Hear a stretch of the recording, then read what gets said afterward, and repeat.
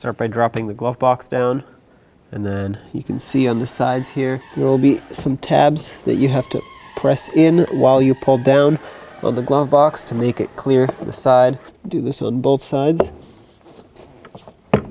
With those pieces out, you can pull straight out on it, and you can just let it drop down like this. It's still held on by the shock absorber cable there. With the glove box out, you can see this little door here. That's the cabin air filter. Pop this off, has a couple clips. Take the air filter out.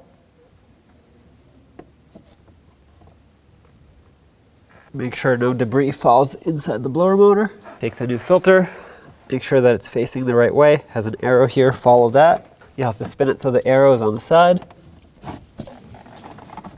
Push it all the way. Let's put on the little door.